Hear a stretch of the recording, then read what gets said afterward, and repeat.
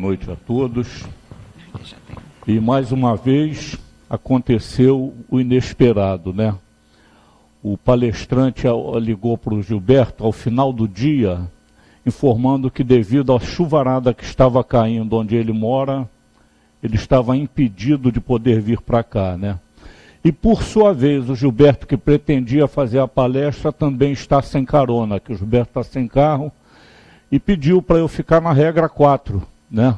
O Gilberto seria o regra 3, eu sou o regra 4.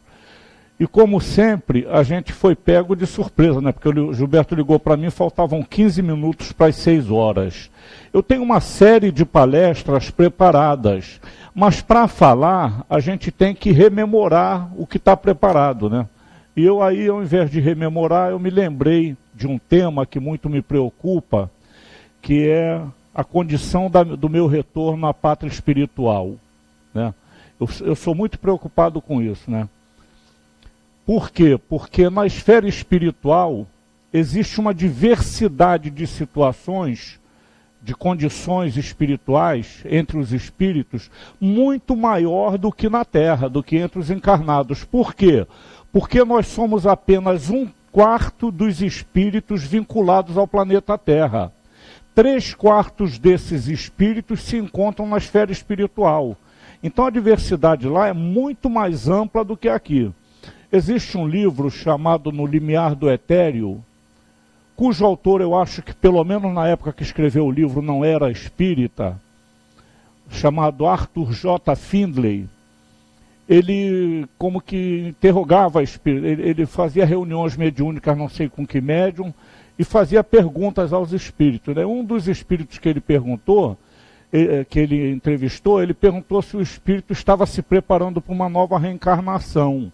Aí o espírito falou, não, eu não sei disso não sei o que é isso não. Quer dizer, na esfera espiritual o espírito não sabia que tinha que se preparar para uma nova reencarnação. Não, que o espírito passa um período na Terra, outro período aqui na esfera espiritual e fica trocando de estágios periodicamente até se constituir num espírito elevado. Aí ele falou assim, é por isso que de vez em quando tem uns amigos meus que desaparecem. Quer dizer, como quem diz assim, deve ter ido reencarnar, né? Então vê que é complexa a situação, né? Então a gente fica pensando que nós vamos chegar de determinada maneira na esfera espiritual e, na verdade, vamos chegar de maneira muito diversa daquela que esperamos, né? Aí eu me lembrei desse livro aqui.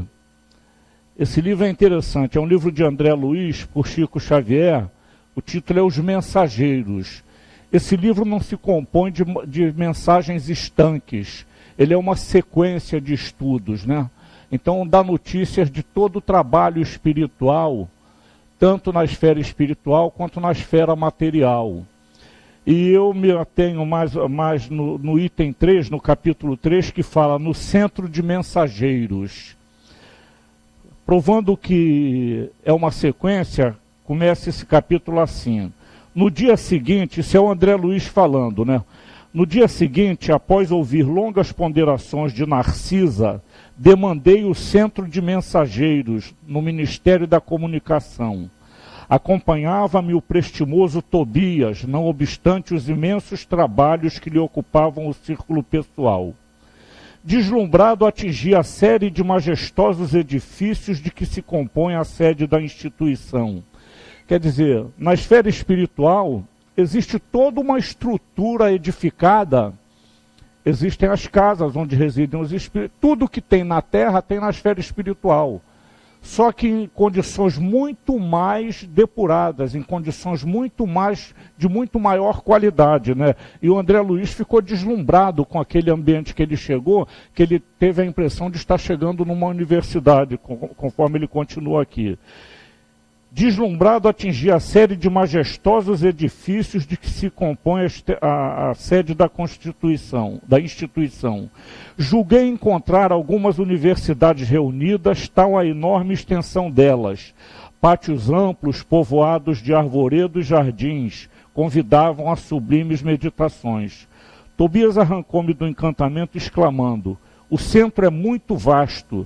Atividades complexas são desempenhadas neste departamento de nossa colônia espiritual. Não creia esteja resumida a instituição nos edifícios sob nossos olhos.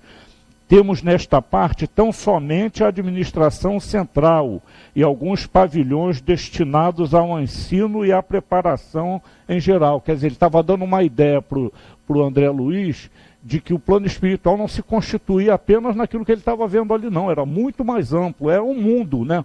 É um mundo invisível aos nossos olhos, mas que estão interagindo no meio da gente.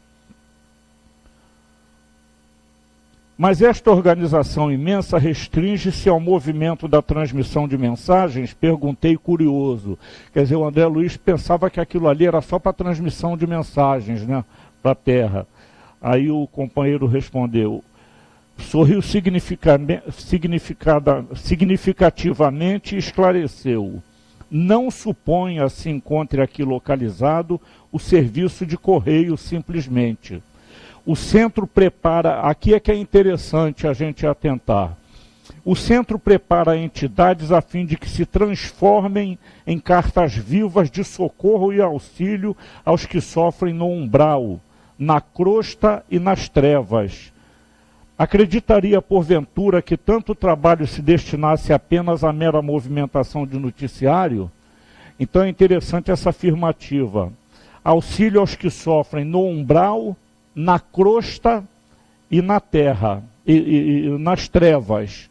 Quer dizer, existem espíritos sendo preparados para atender toda a população que está fora daquele contexto, né?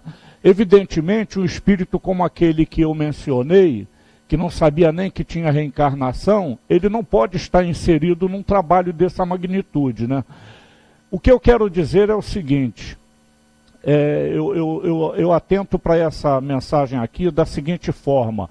Eu entendo que a grande maioria de nós que estamos inseridos nas lides da doutrina espírita, temos compromisso assumidos na esfera espiritual.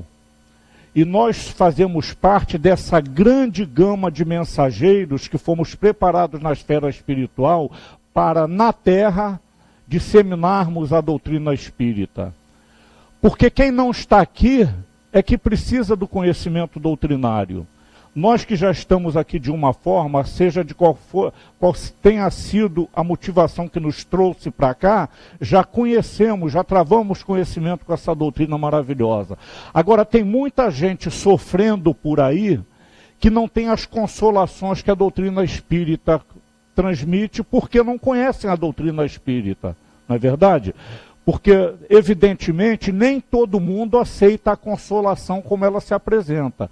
Mas a grande maioria que sente uma consolação na doutrina espírita, acaba aceitando a doutrina espírita como bússola da sua vida dali para frente, né? Então nós, de alguma maneira, temos uma responsabilidade grande de divulgação da doutrina espírita. Vamos ver como continua o Tobias a falar aqui. Este serviço é a cópia de quantos se vem fazendo nas mais diversas cidades espirituais dos planos superiores. Preparam-se aqui numerosos companheiros para a difusão de esperanças e consolos, instruções e avisos nos diversos setores da evolução planetária. Não me refiro só a emissários invisíveis. Organizamos turmas compactas de aprendizes para a reencarnação. Médiuns e doutrinadores saem daqui às centenas anualmente. Então veja bem, a informação é bastante contundente, né? Médiuns e doutrinadores saem às centenas permanentemente da esfera espiritual. Mas aí tem aquele problema, né? Quando a gente reencarna, a banda toca de uma maneira diferente para cada um de nós, né?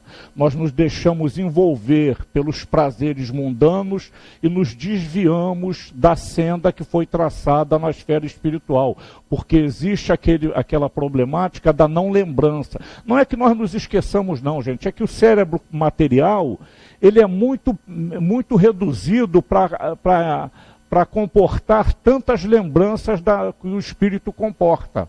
A nossa mente espiritual é muito mais dilatada do que a mente carnal. Não é que nós esqueçamos, é que nós não temos condições físicas de lembrar de tudo.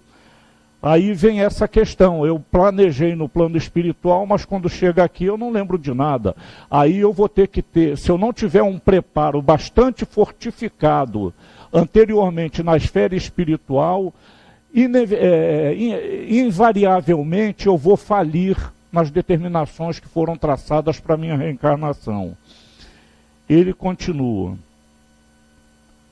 Tarefeiros do conforto espiritual encaminham-se para os círculos carnais em quantidades considerável, habilitados pelo nosso centro de mensageiros.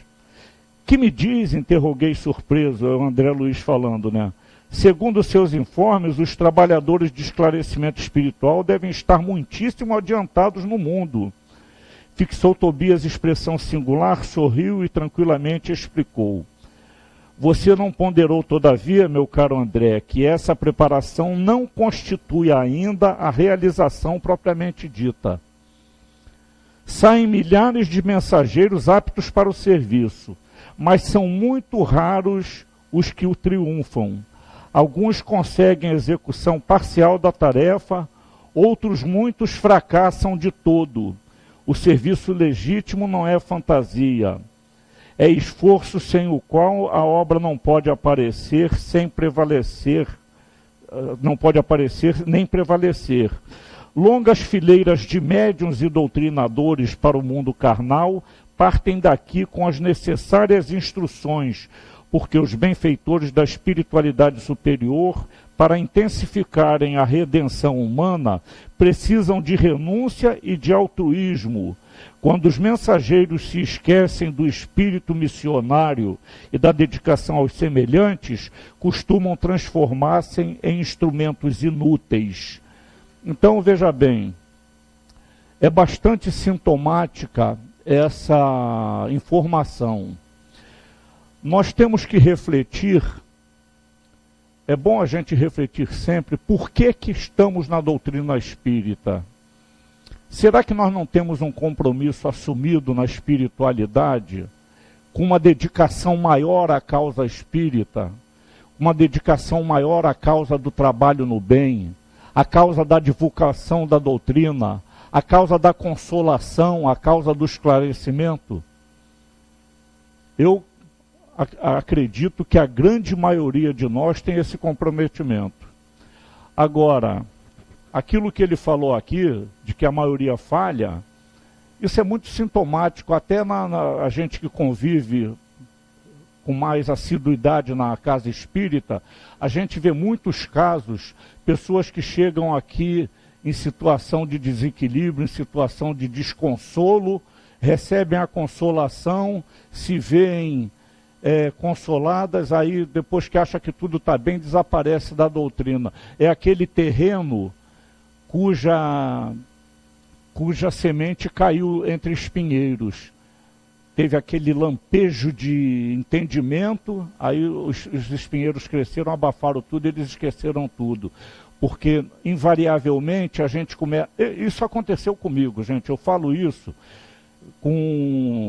fazendo uma meia-culpa. Eu, quando conheci a doutrina espírita, lá pelos idos de 1976, eu comecei a frequentar um grupo que a gente fazia de tudo. Eu trabalhava na usina nuclear e tinha uma pessoa muito conhecida no meio espírita, não sei se aqui alguém conhece, o nome dela é Sônia Dias. A Sônia, ela perdeu um filho num acidente.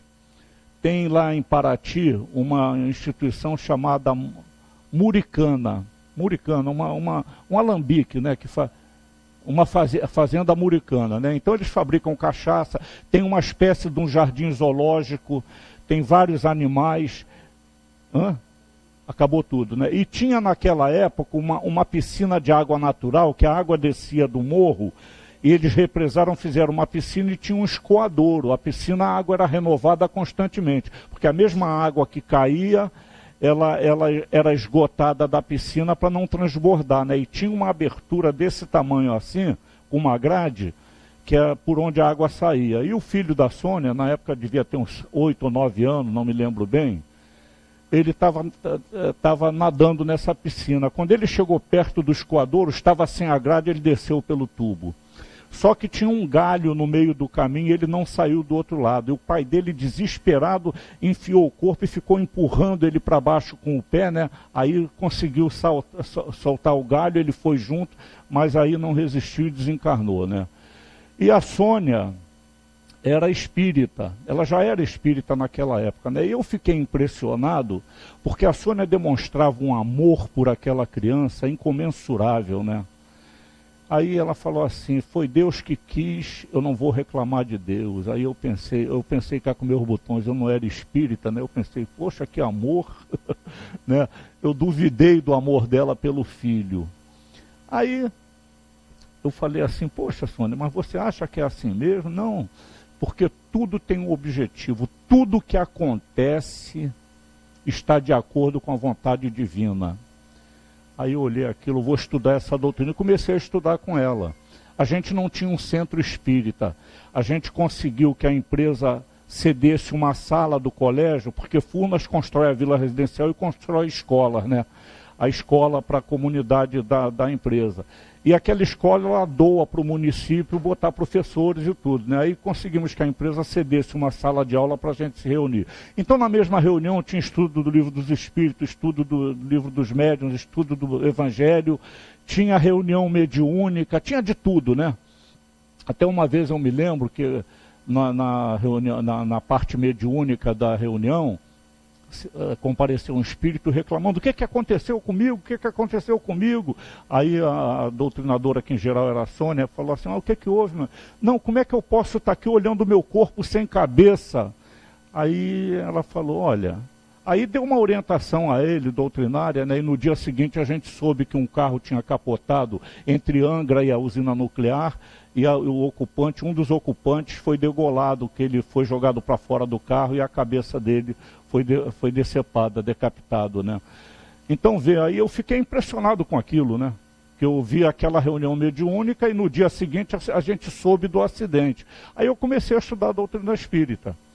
Mas acontece o seguinte, nas reuniões mediúnicas, eu tinha a impressão que tinha muita mistificação, não por parte da Sônia, que fazia a direção, mas de algumas pessoas, porque diziam assim, eu vi isso, vi aquilo outro, e a gente só via coisa bonita, né? Eu pensei assim, poxa, ninguém vê nada feio, tudo é bonito.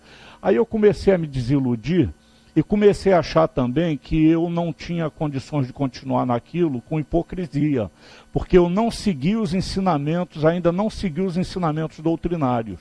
Aí me afastei. Continuei lendo a doutrina espírita, estudando o Livro dos Espíritos por minha conta, mas não participei de mais nenhum grupo. Eu só vim voltar a participar de grupos de estudos sérios quando eu vim para o Rio em 95, que eu vim para o Rio em 82, mas em 95 que eu me aposentei é que eu comecei a frequentar aqui a Casa de Eurípides. Aí comecei a participar ativamente da doutrina espírita. Mas eu fui um caso desse que abandonou, né? Mas tem muita gente que eu conhecia aqui, que vinha aqui, resolvia o problema, desaparecia. Depois voltava em situação pior do que estava, ficava um tempo para se recuperar, quando se recuperava, desaparecia. E ainda hoje tem gente que é assim, viu? Ainda hoje tem gente que a gente vê aqui uma vez, daí aparece, some, aparece daqui a não sei quantos anos. Eu não estou falando daquelas pessoas que às vezes mudam de residência e se afastam do local, tem que mudar mesmo, né? Porque o cara sai daqui e vai morar em Petrópolis, como é que vai vir à casa de Eurípides? Não pode vir, ele tem que ir para um lugar que seja mais próximo à casa dele. Mas eu digo daquelas pessoas, das próprias redondezas da instituição, que só procuram a instituição em caso de necessidade. Entendeu? E isso é muito comum. Então, é difícil seguir, mas de qualquer maneira, na grande maioria dos casos, as pessoas que foram trazidas para o contato com a doutrina, foi por compromisso assumido na espiritualidade. Eu não tenho a menor dúvida disso. Eu não tenho a menor dúvida disso. Então é muito proveitoso para cada um de nós refletirmos em torno do porquê que nós estamos na doutrina espírita. E principalmente, qual é a contribuição que eu posso dar com a doutrina espírita, para a doutrina espírita. O trabalho no bem, o trabalho no amor. quem tem capacidade intelectual pode se estudar para depois se tornar um instrutor de estudos da casa. Vai ser falado aqui no final dos cursos que vão começar agora na sexta-feira. Então tem pessoas que têm uma capacidade didática fabulosa de ensinar, mas não se predispõem, frequentam a casa anos e anos a fio, conhecem até a doutrina, não se predispõem a se oferecer para dar curso de doutrina espírita. Isso é um compromisso importante, e é importante que nós saibamos identificar se nós temos essa capacidade, entendeu? Porque, de repente, quando nós voltarmos para a esfera espiritual, vamos voltar frustrados por não termos cumprido o planejamento realizado para a nossa reencarnação.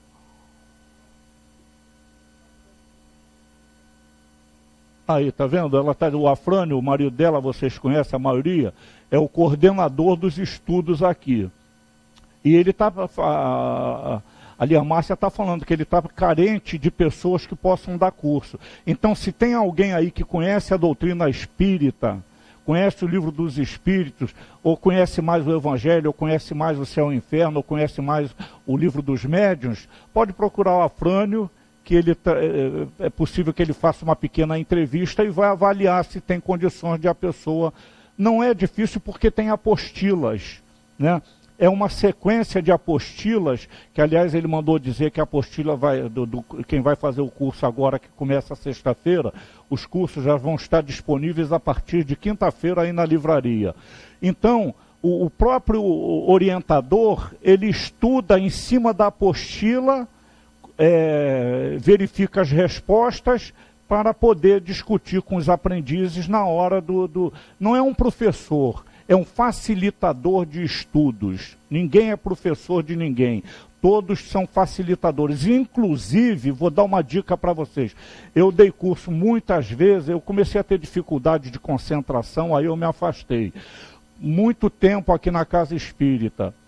E eu digo para vocês, eu aprendi mais quando eu era facilitador de estudo do que quando eu estudava por minha conta. Porque às vezes a pessoa que está estudando faz uma pergunta a você, que você, poxa, eu nunca vi essa questão por esse ângulo. Aí vai analisar pelo ângulo que a pessoa fez a pergunta e vai descobrir coisas que não havia descoberto antes. Porque o livro é fascinante, o livro cativa a gente, porque a cada nova leitura a gente descobre uma nuance que não tinha descoberto nas leituras anteriores. Se a gente lê um livro 200 vezes, até na 200ª vez vai descobrir alguma coisa que não tinha descoberto nas leituras anteriores. Isso é fato consumado, é fato que a gente detecta com a continuação dos estudos. Então, se alguém tem essa possibilidade, se julga que tem essa capacidade, procura o Afrânio e conversa com ele, ainda dá tempo. De repente ele pode até instruir mais turmas em horários diferentes, depende da possibilidade de cada um, né? Então todos nós temos que avaliar qual é a nossa responsabilidade perante a doutrina espírita. Para que nós estamos aqui? Existem inúmeras histórias, né? Eu vou contar uma que foi o Gilberto que contou, viu? Se é mentira dele. O Gilberto contou que ele leu num livro que tinha um determinado espírito na esfera espiritual que houvera fracassado como missionário da doutrina espírita.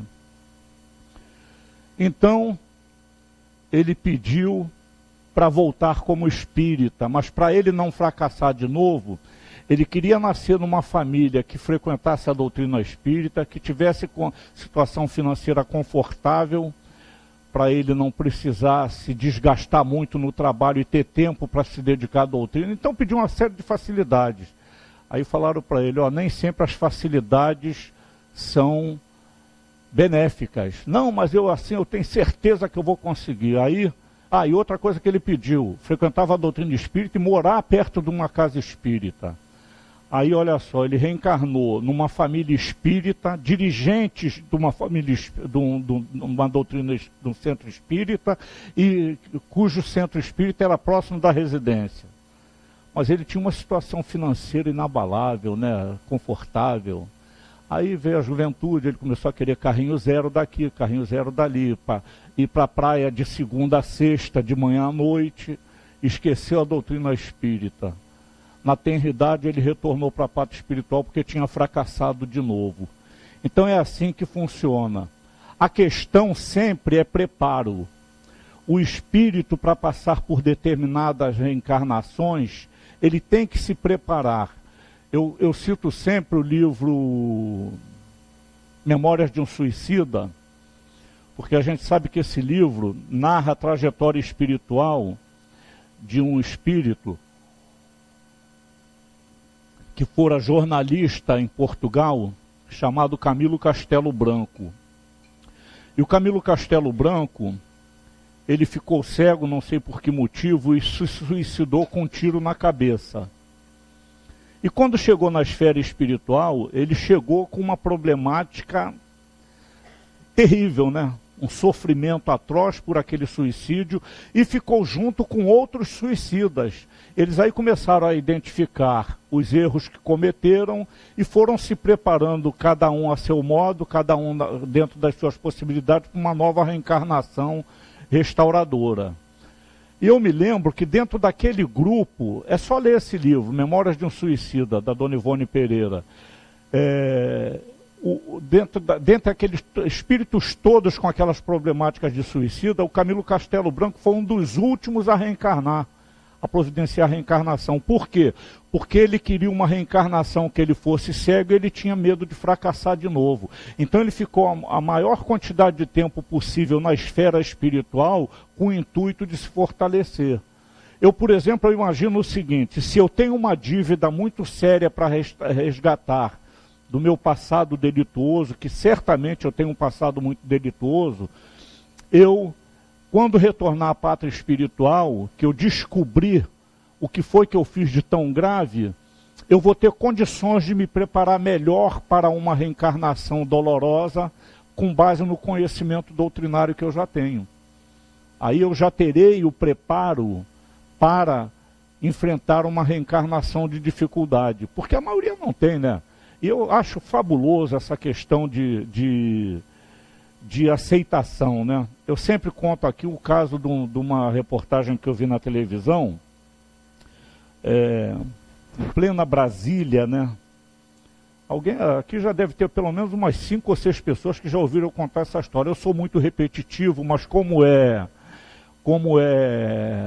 ilustrativo, é bom contar. O que é resignação, obediência e resignação. O repórter chegou para um casal de catadores de lixo em frente ao Palácio, em frente ao Congresso Nacional. E eles estavam lá catando lixo, ela desdentadinha, comendo alguma coisa que deve ter achado no lixo, né? Aí ele perguntou para eles: vocês sabiam que vão incinerar o lixo do Congresso Nacional? O homem não falava nada, ele era sério, né, fechado. Ela, toda sorridente, tagarela que nem ela, falou: incinerar é? O que é isso? Ela não sabia o que era incinerar. Ele explicou: vão queimar o lixo daqui. É mesmo? E vocês fazem, o que vocês fazem com esse lixo? A gente vende algumas coisas que podem ser aproveitadas para a gente sobreviver. E vocês vivem disso? Aí ela: vivemos. E vocês...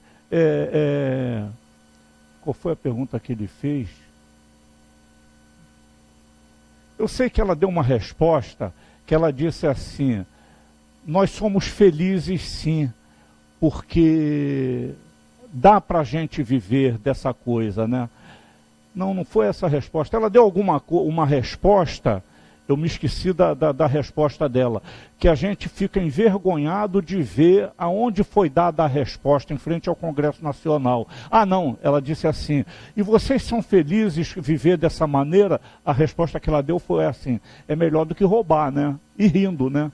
Em frente ao Congresso Nacional, gente. Isso não é piada, não. Eu assisti num jornal da televisão. Então, vê a resignação da pessoa que vive em dificuldade, mas está sempre com um sorriso nos lábios. Tem pessoas que têm essa capacidade. E essa capacidade, ela é adquirida através de preparação. Não é só pelo conhecimento doutrinário. Tem pessoas que não conhecem a doutrina espírita e têm uma resignação impressionante. Já sabe, já vem com aquela resignação de tanto preparo que houve em reencarnações anteriores. Mesmo porque a doutrina espírita aqui na Terra só tem 159 anos, né? Não é mais antiga do que isso. Quer dizer, a pessoa, para reencarnar já com conhecimento doutrinário, ela tem que ter reencarnado anteriormente sem conhecer a doutrina espírita, e conhecer a doutrina espírita possivelmente na esfera espiritual. Então, o conhecimento da resignação é entender a mensagem de Jesus. Quando foi que Jesus nos ensinou obediência e resignação? Faltando alguns minutos ou algumas horas para ele ser entregue por Judas aos romanos, ele foi no monte orar. Qual foi a oração que Jesus fez? Ele: Senhor, se possível, afasta de mim esse cálice, mas não seja a minha vontade que prevaleça, e sim a tua. Quer dizer, ele se colocou inteiramente nas mãos de Deus. É como nós devemos nos colocar, qualquer que seja a situação pela qual nós estivemos passando, né? Porque não tem retorno.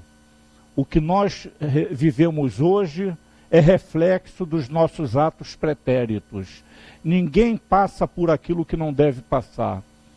Esse foi um dos principais ensinamentos que eu tive da doutrina espírita no começo da doutrina espírita, mas eu só fui solidificar essa aceitação através do estudo. É por isso que o estudo doutrinário é importante, né?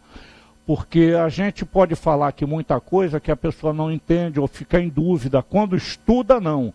A pessoa vai tirar todas as dúvidas, principalmente se estudar com base nas obras de Chico Xavier, pelos espíritos, principalmente de André Luiz e Emmanuel. Existem muitos espíritos bons por aí, mas os principais que dão as melhores mensagens de esclarecimento para nós são Emmanuel e André Luiz, né? Então, quando nós nos apropriamos intelectualmente do conteúdo da literatura produzida por Chico Xavier, nós adquirimos uma consciência doutrinária impressionante. Então, nós temos que nos lembrar sempre do seguinte: por algum motivo nós estamos aqui. Não quer dizer que eu combinei com a Beatriz nos encontrarmos aqui na casa de Eurípides, não, nem com nem com a Lia Márcia, nem com o Enio, nem com a Solange. Agora, que nós nos combinamos uns com os outros, olha, a gente vai se encontrar numa casa espírita nessa encarnação para trabalhar no bem, para divulgar a doutrina espírita, para servir como consolador, ser um semeador da boa nova, né? Nós nos comprometemos com isso. E aí, no final, um se comprometendo com o outro, hoje estamos todos aqui. Não é por acaso, nós não estamos aqui por acaso. Como diz na doutrina espírita, o acaso não existe. Existe uma finalidade divina para a nossa estada aqui nesse momento. Como existe finalidade divina para a estada de todos em todos os lugares, né? Aquele que se encontra numa igreja protestante também tem um compromisso com aquela igreja. Aquele que se encontra no hinduísmo tem um compromisso com aquela religião. Aquele que se encontra em todas as religiões, em todas as situações que existem, tem um compromisso com aquilo, né? E tem o seguinte: muita gente se comprometeu e hoje nega até que Jesus existe. Tem gente que já me perguntou se eu acreditava mesmo que Jesus existiu. Aí eu perguntei, eu falei assim, olha, fazer uma pergunta dessa, você vai me desculpar, mas é sinal de falta de conhecimento, falta de cultura. Porque a existência de Jesus é patenteada pela divisão das eras. O tempo é dividido em duas eras, antes e depois de Jesus. Como é que pode dividir o tempo em relação a uma pessoa que não existiu? Se é antes e depois de Jesus, é evidentemente que Jesus esteve aqui, não é verdade? Agora, duvidar que ele seja um Messias é outro papo, como os judeus não acreditaram, né? Não acreditaram que ele fosse o Messias enviado. Mas duvidar da presença dele entre nós há mais de 2000 anos atrás, isso é sinal de ignorância, né? Mas tem gente que não aceita dizer que Deus existe. Eu li um livro recentemente, eu até recomendo esse livro. O nome do livro é Uma Prova do Céu. Esse livro é escrito por um neurocientista americano, chamado Even Alexander III. Ele conta uma história de experiência de quase morte. Só que as experiências de quase morte que a gente conhece, que pelo menos que eu conhecia até então, é aquela experiência de uma pessoa que sofreu um acidente muito grave, ficou em coma, e ela saía do corpo e ficava olhando o tratamento que dava, as cirurgias que faziam no corpo dela, e encontrava entes queridos na esfera espiritual. É sempre baseada nesse tipo de informação, as experiências de quase morte que eu havia lido antes. A desse Even não tem nada a ver com isso. Ele teve uma meningite, sentia dores horrorosas, e ele não sabia quem era, não sabia da existência de família, não sabia de nada. Ele só sabia que sentia muitas dores. Mas no meio dessas dores, em determinado momento, ele foi levado às esferas espirituais. E ele afirma no livro que viu Deus, né? Eu acho que é um certo exagero que ele não viu Deus. Ele viu algum espírito de luz muito iluminado e pensou que fosse Deus. E ele narra a existência de um mundo numa dimensão completamente diferente da nossa, onde tudo é mais abrangente, tudo é mais perfeito. Ele narra nesse livro. E aí ele diz que o objetivo de ele escrever o livro é porque ele não acreditava em Deus. E quando ele teve essa experiência de quase morte, ele passou a ter certeza da existência de Deus. Então ele, como neurocientista, ele resolveu escrever o livro para mostrar para os cientistas que iguais a ele não acreditavam em Deus, que Deus existe. Não sei se ele alcançou o objetivo, né? Naturalmente devem tê-lo tratado de maluco, né? Alucinado, alguma coisa desse gênero. Mas o livro é muito bom, gente. Uma prova do céu. O autor é Even Alexander III. É um livro baratinho, eu comprei na Saraiva pela internet, foi R$18. É um livro baratinho e vale a pena ler. Então é uma experiência de quase morte completamente diferente. Ele ficou alguns dias nessa situação de quase morte, né? Quando todos pensaram, ele aí foi tratado pelos colegas dele de profissão, né, neurocientistas também, médicos, foi tratado, mas eles já estavam dando que ele ia morrer. E de repente ele começou a se recuperar. Ele voltou à razão, sem se lembrar de nada, sem saber quem era, sem conhecer ninguém. Gradativamente ele foi recuperando a sua memória. E gradativamente ele chegou a descobrir-se como o médico que ele era antes, como o neurocientista que ele era antes. Então, evidentemente, essa experiência de quase morte dele foi realmente para torná-lo um missionário, para que ele divulgasse uma coisa que a ciência, muitos cientistas se negam a seguir. Porque, à exceção de Albert Einstein, a maioria dos cientistas negam a existência de Deus. Einstein foi que sempre disse, né? Uma vez perguntaram a ele se ele tinha uma prova de Deus. Aí ele mandou abrir a janela. Olha tudo isso aí. Aí o que tem? Pois é, quem fez isso? Ah, não sei, foi Deus, né? Albert Einstein via Deus na natureza, né? E isso é uma realidade. Então, nós temos uma missão a cumprir, de alguma maneira, mesmo que sejamos missionários em termos diminutos, mas nós temos uma missão. Nós estamos dentro de uma família que muitas das vezes as pessoas não entendem a doutrina espírita.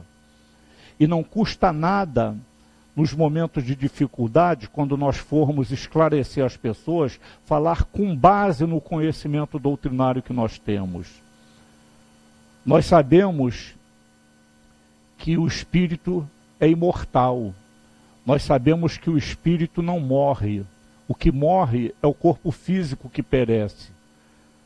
Então, quando a gente vê dentro da nossa própria família uma pessoa que perdeu um ente querido em desespero, a gente pode tentar consolar. Mas nem sempre funciona, gente. Eu tenho um irmão que praticamente deixou de falar comigo. Aconteceu o seguinte, ele perdeu um filho num acidente de carro. E o nome do garoto era Vitor. Ele era militar. Vocês conhecem a Avenida Presidente Kennedy, em Caxias? De Gramacho até Presidente Kennedy deu uma reta. Uma reta. E ele naquela reta ele saiu da estrada e bateu numa árvore, fraturou o crânio e desencarnou. Aí, eles ficaram achando que ele houvera se suicidado, porque numa reta, como é que o cara pode bater no... Ele se suicidou, jogou o carro de propósito em cima da árvore. Aí eu tenho uma nora, que na época estava com umas complicações mediúnicas, ela estava até passando a frequentar aqui para estudar a doutrina espírita, né?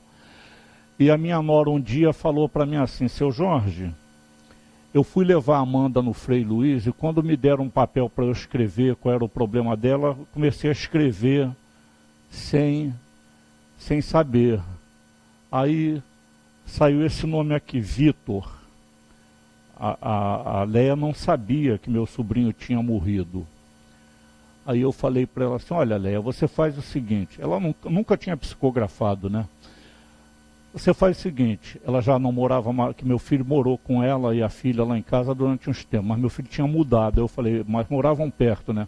Você chega em casa, depois que o Marcos sair para o trabalho, você bota um copo d'água sobre a mesa, abre o Evangelho, lê e pede a Deus que se tiver algum espírito querendo te comunicar alguma coisa por teu intermédio, que Deus permita. E pega um papel, um lápis. Aí ela fez isso. Aí veio, né? Aí eu me lembro que eu entendi a psicografia muito mal feita, porque ela não tinha prática, né? Muito mal feita, mal escrita. Aí eu me lembro que eu li a assinatura dele, Vitor, e dizendo vovó, mamãe, algumas coisas assim sem nexo, mas eu via nitidamente vovó e mamãe. Aí, numa outra comunicação, ele pediu para levar no Leon Denis as comunicações. Aí eu fui com a mãe dele lá no Leon Denis, quem atendeu na época foi o Altivo, depois da reunião. Aí nós explicamos, né? O espírito mandou isso daí por ela e pediu para trazer aqui, para vocês avaliarem. Aí o Altivo falou, então deixa aqui conosco, a gente vai submeter uma mesa mediúnica, daqui a 15 dias vocês vêm buscar. Aí quando a minha cunhada foi, a orientação do Leon Denis foi o seguinte, que ele estava preocupado que os pais estavam pensando que ele houvera se suicidado. Então ele queria dizer que ele não se suicidou, que ele dormiu no volante, foi um acidente, e que ele houvera se encontrado com a avó dele na pátria espiritual, e que ele teve condições de dar essa mensagem porque ele tem um primo que falava de espiritismo com ele. Você vê como é que é interessante a notícia da informação. A pessoa pode não acreditar, mas quando ela estiver na pátria espiritual, que ela se lembrar, ela vai ter uma ajuda, vai ter uma facilidade para agir. Quando ele se lembrou do primo dele conversar com ele sobre comunicações espirituais, ele viu a possibilidade de mandar o recado, né? E teve autorização para mandar. Depois disso aí, ele nunca mais se comunicou. Mas meu irmão, que é o pai dele, não aceita isso de jeito nenhum. Me respondeu com grosseria quando eu falei, cara, você tem que ver, foi teu filho. Ele não quer saber disso. Ele tem um medo da doutrina espírita, desesperado, que eu não sei porquê, né? Então, não é todo mundo que vai aceitar. Não é todo mundo que vai aceitar, né? A gente tem que ter a mente aberta para não querer forçar em cima de ninguém. É uma informação que a gente tem que dar. Aceita quem quiser. Quem não quiser aceitar, não aceita. Mas a informação vai ficar. Eu tenho convicção absoluta que a maioria das pessoas existentes hoje já ouviram falar de doutrina espírita. E só o ouvir falar de doutrina espírita, da possibilidade, da continuidade da vida na esfera espiritual, quando chegarem do lado de lá, vão se lembrar disso. Eu tinha um tio que ele era da igreja presbiteriana. Ele sabia que eu era espírita, né? Ele dizia que não acreditava, mas toda vez que ele me via, ele puxava alguma coisa para eu falar de doutrina espírita, né? Aí quando a mulher dele morreu, eu falei, tio, deixa esse negócio de ir lá, você está trazendo mal a ela e fazendo mal a você mesmo, ela não está mais aí, cara, ela está em outro lugar, deve estar num lugar muito melhor, que ela foi uma pessoa boa, a mulher dele, né? E ele não acredita, eu não acredito nisso. Eu falei para ele assim, olha, então vou te dizer uma coisa, se um dia você falar comigo e eu não te der bola, é porque você já era. Aí você lembra o seguinte, não é porque eu sou metido a besta, não é porque eu não estou te vendo. Você vem falar comigo já desencarnado, eu não vou saber que você está falando comigo. Aí você se manca que desencarnou e procura orientação na esfera espiritual. Ele já desencarnou, ele hoje deve estar consciente da verdade. Hã? Ele já desencarnou. Ele desencarnou tem 1 ano e pouco. Entendeu? Então, isso é uma realidade. A pessoa tem essa noção. Nós tivemos aqui na Vila Sapê, é uma comunidade que os trabalhadores da casa fazem um trabalho lá, o Vicente está lá toda semana, a Angelina, né? E eu de vez em quando vou lá. Tinha uma senhora lá da comunidade, dona Isabel. A dona Isabel era a disciplinadora. No tempo da dona Isabel, você não via criança fazer besteira lá não. Ela mantinha uma disciplina rígida, né? E a dona Isabel tinha uma fé doutrinária impressionante. Ela gostava muito do professor Eurípides Bassanufo. E ela foi acometida de um câncer na garganta, né? A última vez que eu vi dona Isabel com vida foi num sábado anterior à quarta-feira em que ela desencarnou. Ela mandou me chamar na casa dela. Aí me presenteou com um franguinho assassinado, limpinho, para eu levar para que ela criava a galinha, né? Aí ela me contou que naquela noite ela teve muita dor na garganta, e ela fez uma oração e apareceu um velhinho de barba branca, botou a mão na garganta dela, ela foi aliviada da dor. Quer dizer, devia ser o doutor Bezerra de Menezes, né? E na quarta-feira seguinte ela desencarnou. Um belo dia, uns 3 meses depois, eu cantava no coral de quinta-feira. O Jadiel estava dirigindo a reunião. Aí, quando terminou a palestra, que começou o trabalho de passe, eu percebi que o Jadiel pegou o papel e começou a psicografar. Aí eu cantando, eu pensei assim, o Jadiel está psicografando. Quando acabou a palestra, que ele foi ler a mensagem no final, começou a falar o Espírito dizendo o seguinte: o conhecimento da doutrina espírita foi muito importante para mim. Porque quando eu me desconfiei que eu tinha morrido, eu me lembrei dos companheiros que trabalharam na Vila Sapê e mentalizei eles. Apareceram todos eles na minha frente. Todos aqueles que já haviam desencarnado, que trabalharam na Vila Sapê, apareceram. Aí ela mencionou nomes, né, que agora não me lembro mais. Alguém deve ter essa mensagem por aí. Aí eu identifiquei logo, era a dona Isabel. No final assinou o nome dela, Isabel, né? Então vê que importância tem o conhecimento do... A dona Isabel não era o caso dela não acreditar, que ela acreditava, tinha uma fé danada. As pessoas até diziam para mim assim, tem fofoqueiro até dentro da doutrina espírita, né?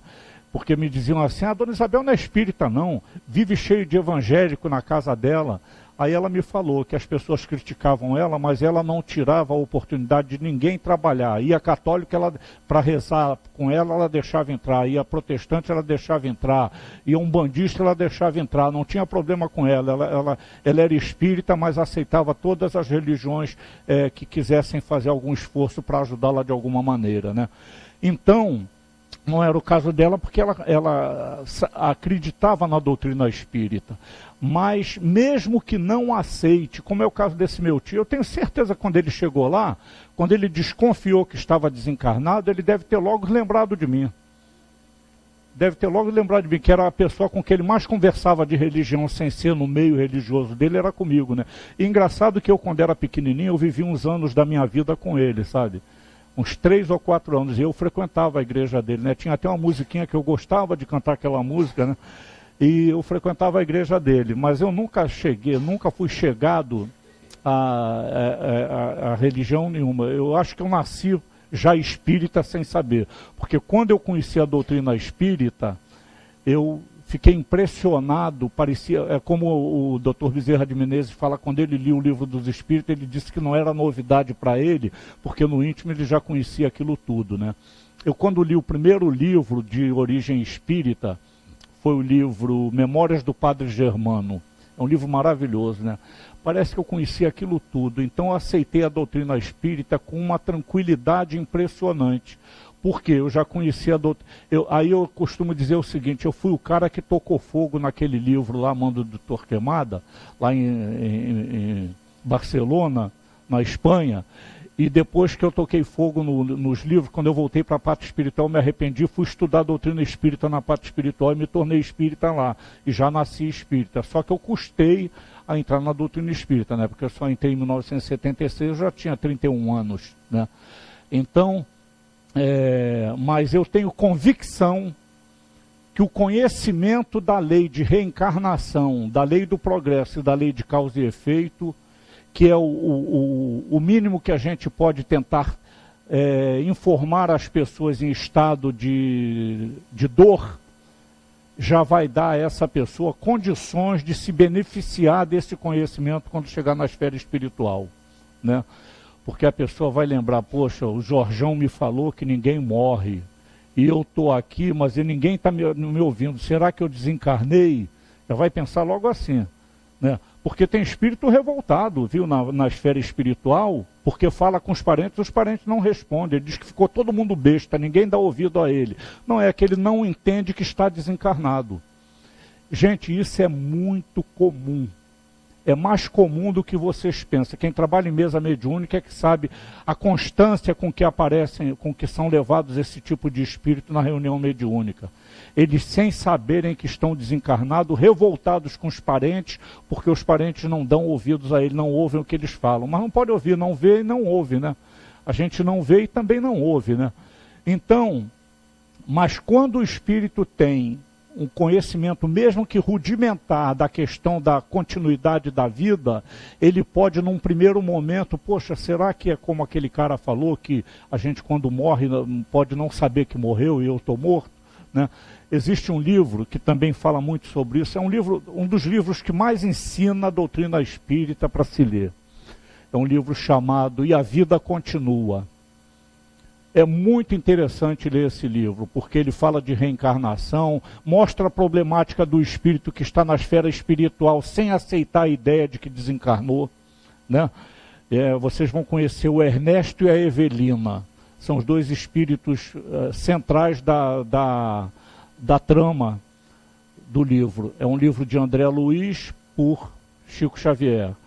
E a Vida Continua. É um livro fabuloso. Quem ainda não estudou a doutrina espírita, eu tenho certeza que, se lerem esse livro, vão ficar com muito conhecimento doutrinário e vão se entusiasmar por estudar a doutrina espírita.